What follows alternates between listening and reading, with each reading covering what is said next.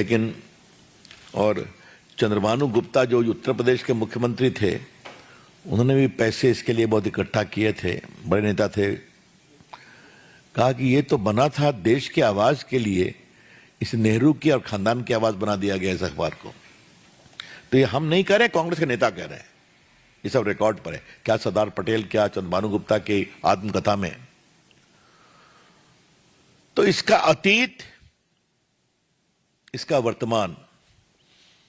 एक विषय मैं आपसे और कहना चाहूंगा, और ये जानना बहुत जरूरी है। इस देश में इतना मीडिया आ गया है, इतने अखबार आ गए हैं,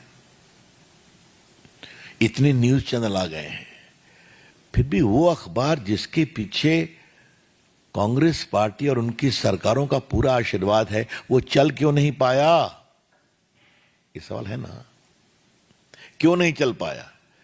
तो ये अखबार चलाने के लिए नहीं था, ये अखबार विज्ञापन बटोरने और सरकार से संपत्ति लेकर बिल्डिंग खड़ा करने का एक इंस्ट्रूमेंट था।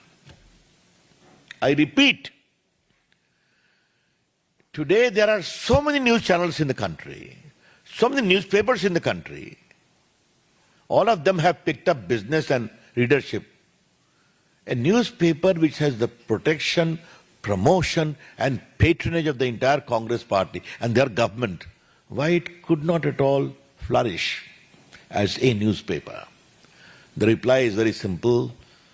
It was after independence least to be used as a proper newspaper, more as a forum to collect advertisement and also ensure big property by government cooperation.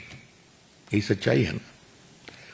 और मैंने देखा है कि शायद इन लोग ने यंग इंडिया के में जब ट्रांसफर कराया, फिर भी 25-26 करोड़ का विज्ञापन आया है। तो संजय बाबू, कांग्रेस पार्टी से सीखना चाहिए नोट कमाने के तरीका। हाँ, इसमें कोई शक नहीं है, ओरिजिनल थिंकिंग चलती है। हाँ मतलब ये अंतिम बात मैं पीड़ा से कह रहा हूं, जो अखबार आजादी के आंदोलन में लड़ने वाले लोगों के आवाज को मजबूत करने का अखबार था, उसको आपने प्राइवेट व्यापार में बदल दिया। चलिए, मैं संजय की बात भी रोचक, एटीएम बना दिया।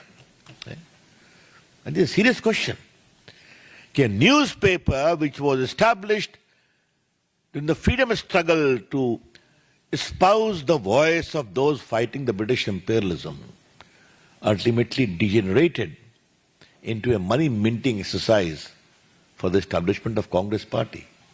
ये ठीक है क्या? थैंक यू मित्रों। हाँ, बीजेपी की ओर से हम पूरी भर्त्सना करते हैं कांग्रेस पार्टी की प्रतिक्रिया की, और ये जो ईडी को धमकाने की बात की जा रही है, बहुत दुर्भाग्यपूर्ण है।